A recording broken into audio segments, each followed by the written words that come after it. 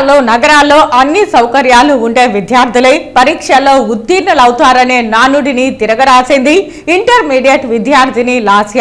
ఇంటర్మీడియట్లో అత్యధిక మార్కులు సాధించి కన్న తల్లిదండ్రులకు సొంత ఊరికి పేరు తెచ్చిపెట్టింది.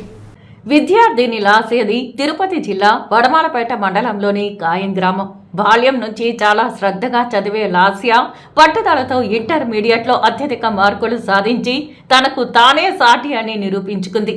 తాజాగా విడుదలైన ఇంటర్మీడియట్ పరీక్షా ఫలితాలలో 1000 మార్కులకు గాను 986 మార్కులు సాధించి వడమాలపేట మండలంలోనే ప్రథమ స్థానంలో నిలిచింది. ఈ సందర్భంగా లాస్యను రాయలసీమ రంగస్థలం చైర్మన్ గుండాల గోపీనాథ్ రెడ్డి ఘనంగా సన్మానించి భవిష్యత్తులోని కోర్సుల్లో మరిన్ని అద్భుత ఫలితాలు సాధించాలని ఆకాంక్షించారు. ఈ సత్కార కార్యక్రమంలో రాయలసీమ రంగస్థలి కార్యదర్శి రాజా, సభ్యులు తొండమనాటి సుబ్రహ్మణ్యం రెడ్డి, లాస్య కుటుంబ సభ్యులు తల్లి సురేఖ, అమ్మమ్మ ప్రభావతి, తాతయ్య మనోహర్ రెడ్డి తదితరులు పాల్గొన్నారు.